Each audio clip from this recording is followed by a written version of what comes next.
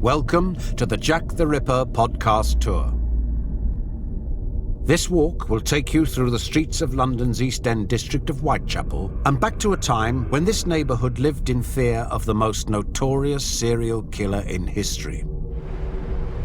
These are the streets walked by Jack the Ripper in 1888, when a string of brutal murders shocked the world. No one can be sure exactly how many women were murdered by the Ripper, nor is it likely we will ever know his identity for certain. But his deeds and the spotlight they put upon Londoners who lived in infamous hardship allow us to look back into a dark undercurrent of the city's past. The tour begins at Whitechapel Tube Station. Whitechapel, in 1888, was overcrowded and squalid. Irish and Jewish immigration into the area had created tension. The warren of dark, narrow streets behind Whitechapel Road was a den of vice. Alcoholism, prostitution and violent crime were common. Lack of sanitation created terrible living conditions and encouraged disease. Infant mortality was more than 15%. With your back to Whitechapel Tube Station, turn right, then right again down Court Street and over the train tracks. Then right down Durward Street until you come to this small concreted area on the right-hand side. In 1888, this was a narrow cobbled lane called Bucks Row. Here, around 4 a.m. on Friday the 31st of August, a cartman discovered the body of a woman. It's possible Polly Nichols was still barely alive when she was found, but soon died from terrible wounds inflicted to her throat and abdomen. Most experts consider her the first of Jack the Ripper's victims. Polly Nichols was a prostitute who worked the streets and lived in destitution. Desperation had forced her and many others to choose this dangerous trade. Perhaps surprisingly, such women were more tolerated by Victorian society than are those who work in Whitechapel today. At the time of the Ripper murders, the women selling sex were very much part of the local community. They lived in common lodgings alongside other people. They were known by other people within the hostel. But today, women are much more marginalised. They're seen as being different or other than. They experience a lot of stigma because of their involvement in prostitution and are judged for their behaviour because people don't understand the underlying reasons that involve women in the first place.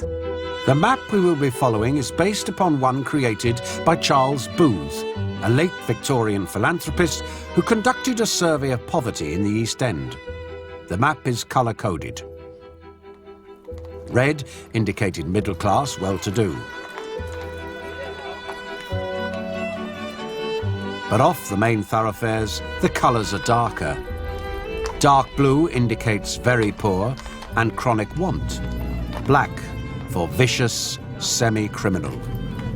Now, head west to the end of Durward Street. At the end, turn right, then immediately left along Old Montague Street.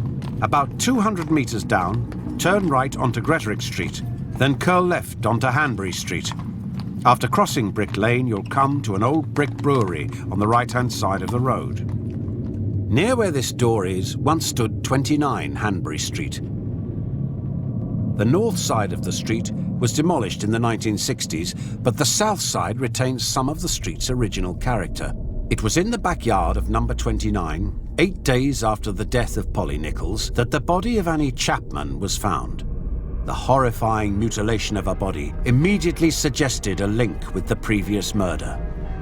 We've now done a whole series of studies of serial killers, and we find there's a small subgroup of serial killers who violently mutilate their victims. These individuals seem to be very disturbed individuals, psychologically have some problem in relating to the world, and they also seem to be individuals who have a tremendous anger with their victims, who really want to destroy and in some way completely eradicate their victims, and this violent assault is all part of them trying to come to terms with their anger and their hatred.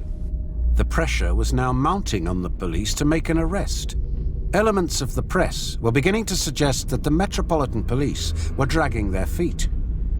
When the pace of the murders increased, the way the senior officers got hold of this, the appointment of Inspector Aberline to look into the cases, probably the most experienced detective in the whole force at the time, and the way extra resources were put in, officers moved from all parts of London, including PC Long moved from his beat in Whitehall down to the depths of the East End, show that there was a pretty rapid response. Now, undoubtedly, if you read the correspondence at the time, there was a great keenness and a great professional want to actually catch this person. The Commissioner was also under a great deal of political pressure. It said that Queen Victoria herself was taking an interest in these cases, and there was a great fear that it was going to promote even more civil unrest than had happened in the previous couple of years or so in central London. Go west along Hanbury Street and turn left down Wilkes Street. Turn left at the end, then right down Brick Lane. When you come to Wentworth Street, turn right, then left into Gunthorpe Street. There are 5 murders traditionally attributed to Jack the Ripper, but we will never be sure how many victims he claimed. Violent attacks against prostitutes were alarmingly common. It's a danger that such women still face today. Women who are selling sex on the streets around Whitechapel today are very vulnerable to attack, to assault, to rape, and this was similar to the time back at the Ripper murders. In 1888, at the northeast corner of Gunthorpe Street, stood a lodging house called George Yard Buildings. 24 days before the murder of Polly Nichols, a prostitute called Martha Tabram was stabbed 31 times in the stairwell. The frenzied nature of the attack suggests to some that this may be the Ripper's first murder. Continue south to the Whitechapel High Street. This area was once full of such little alleyways running off the main thoroughfares. They were poorly lit and could hide all sorts of dangers, but few put their confidence in the police force for protection. The police force had only been set up in 1829, and in the eyes of the public they were still very, very unpopular. They were very much seen as an arm of the government used to suppress the people and to stop the people going about doing what they wanted to do. They were paid very little. They were paid round about the same wages as an agricultural farm labourer. The officers were also subject to a great deal of violence, and if you look at the injuries on duty, particularly the reasons for death or early retirement, there's an absolute catalogue of injuries officers have sustained, some very, very serious ones.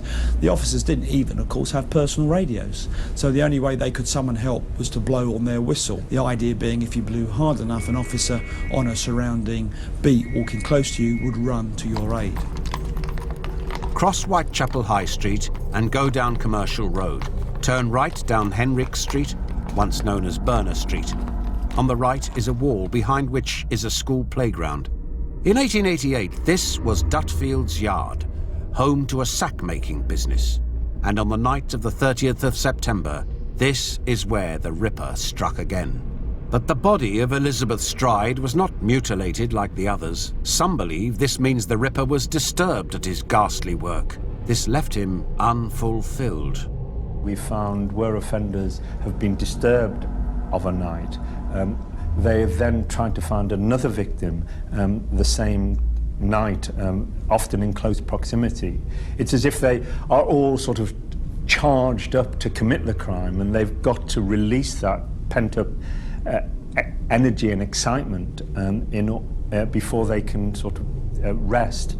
But it's also interesting that the offender is likely to be moving back towards his base, and so the direction in which he's moving from the first to the second on the same night is an interesting indication of where he's going to. The tour continues in part 2. Discover more by visiting the Jack the Ripper and the East End exhibition at the Museum in Docklands until the 2nd of November 2008.